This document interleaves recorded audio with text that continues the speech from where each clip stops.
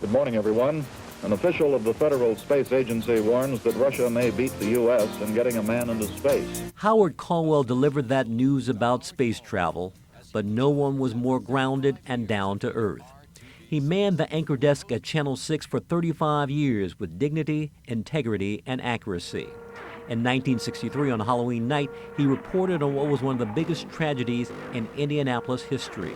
78 people were killed and hundreds were injured by a gas explosion during an ice show at the State Fairgrounds Coliseum.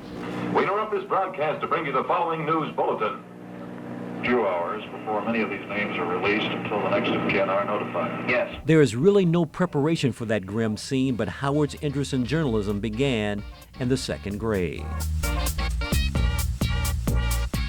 The industrious young man began publishing his own newspaper in his Irvington neighborhood.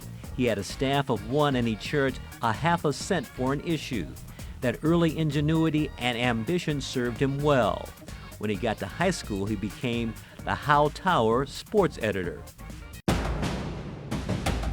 Uncle Sam called and Howard spent 2.5 years in the Navy. When he completed that stint, he attended Butler University and finished with a degree in journalism. His first professional job was as a reporter for the Hagerstown Exponent newspaper. He worked 40 hours a week for $1.10 an hour. But this was a man for whom broadcasting was his destiny. After a stop at WTHI Radio in Terre Haute, he got a chance for a TV job interview and audition at WISH-TV in Indianapolis. His friend, the late Jim Buck, told us how that went down. And the audition came and went, and I didn't hear anything, and I went into the station manager and said, well, how about it? What do you think about Howard? He said, well, he's a nice young man, but he'll never make it in a big market like Indianapolis. We all know that prediction was just a wee bit off. Howard was hired to work for WFBM in 1959. The call letters later became WRTV in 1972. He and his bride, Lynn, raised 3 daughters, Tracy, Susan, and Jenny.